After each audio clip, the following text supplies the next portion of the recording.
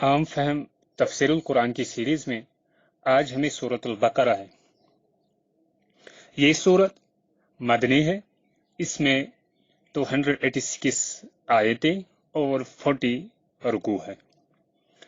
اس کا تعارف، یہ سورت اس وقت نازل ہوئی جب اللہ کے رسول محمد عربی صلی اللہ علیہ وسلم ہجرت کر کے مدینہ تشریف لے گئے۔ سب سے پہلے مدینہ میں جو سورت نازل ہوئی وہ سورہ بقرہ ہے۔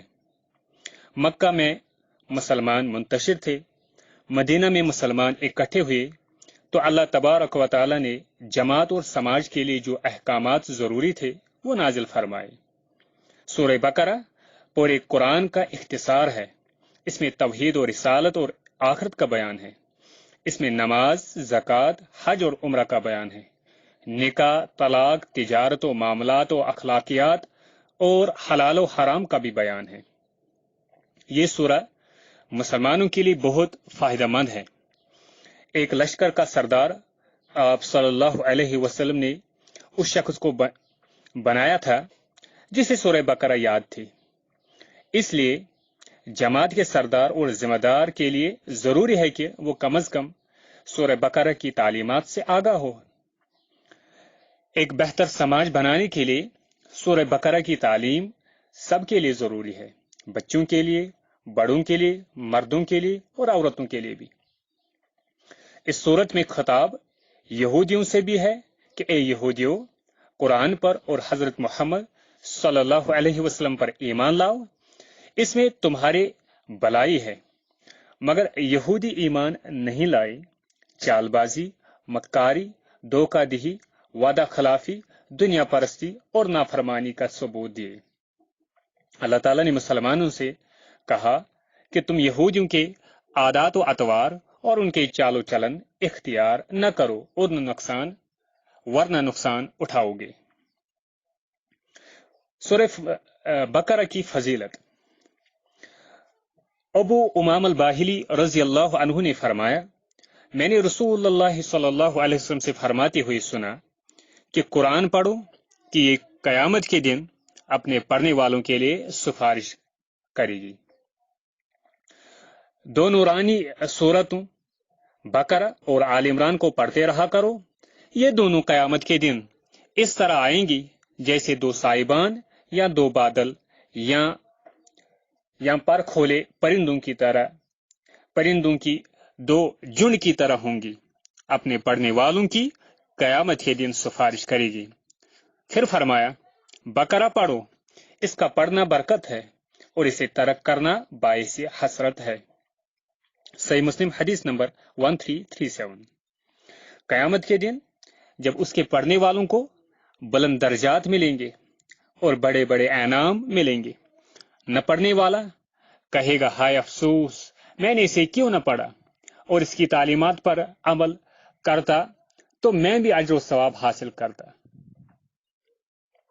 ان اللہ تعالی کتب کتابا قبل ان یخلق السماوات والارض بألف عام وهو عند العرش وانه انزل منه آیتین ختم بها سورة البقرة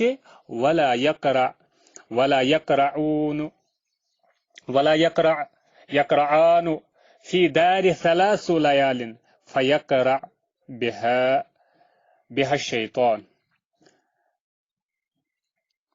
بے شک اللہ تعالیٰ نے آسمان اور زمین کی پیدائش سے 2000 سال پہلے ایک کتاب لکھی جو عرش کے پاس ہے، اور اس میں اس نے 2 آیتیں اتاری جن پر سورہ بقرہ ختم ہوتی ہے۔ انہیں کسی گھر میں 3 دن پڑھا جائے تو شیطان اس میں ٹک نہیں سکتا۔ رسول اللہ صلی اللہ علیہ وسلم نے فرمایا، اپنے گھروں کو قبریں نہ بناؤ، جس گھر میں سورہ بقرہ پڑھی جائے وہاں شیطان داخل نہیں ہو سکتا، اور اگر گھر میں شیطان یا جن کا اثر ہے تو وہ بھی دور ہو جائے گا۔ صحیح مسلم حدیث نمبر 1300۔ اس سورہ کو سورہ بقرہ اس وجہ سے کہتے ہیں کہ اس میں گائے سے متعلق ایک معجزے کا ذکر ہے۔ حضرت موسیٰ علیہ السلام کے زمانے میں ایک بنی اسرائیل کا قتل کیا گیا، اور پتہ نہیں لگا کہ قاتل کون ہے۔ لوگ موسیٰ علیہ السلام کے پاس آئے اور اللہ تعالیٰ نے موسیٰ علیہ السلام پر وحی کی کہ لوگ ایک گائے ذبح کرے اور اس کے گوشت کا ایک ٹکڑا لے کر اس میت پر مارے تو مردہ اللہ کے حکم سے زندہ ہو جائے گا اور یہ بتائے گا کہ اس کو کس نے قتل کیا۔ اس واقعہ سے یہ بھی ثابت ہو گئی کہ اللہ تعالیٰ مرنے کے بعد دوبارہ زندہ کرے گا۔ سورۃ البقرہ، سورت نمبر 2، نازل ہونے کے اعتبار سے سورہ نمبر ہے 87۔ اس میں کل آیات ہے 286 اور رکوع ہے کل 40۔ بسم اللہ الرحمن الرحیم، شروع اللہ کے نام سے جو بڑا مہربان نہایت رحم والا ہے۔ الف لام میم، الف لام میم، ذالک الکتاب لا ریب فیہ ھدی للمتقین، یہ اللہ کی کتاب ہے، اس میں ذرا بھی شک و شبہ نہیں، یہ ہدایت دینے والی ہے متقی لوگوں کو، خدا سے ڈرنے والوں کو۔ الذین یؤمنون بالغیب ویقیمون الصلاة ومما رزقناہم ینفقون، جو یقین رکھتے ہیں غیب پر اور نماز قائم کرتے ہیں اور ہمارے دیے ہوئے مال میں سے خرچ کرتے ہیں۔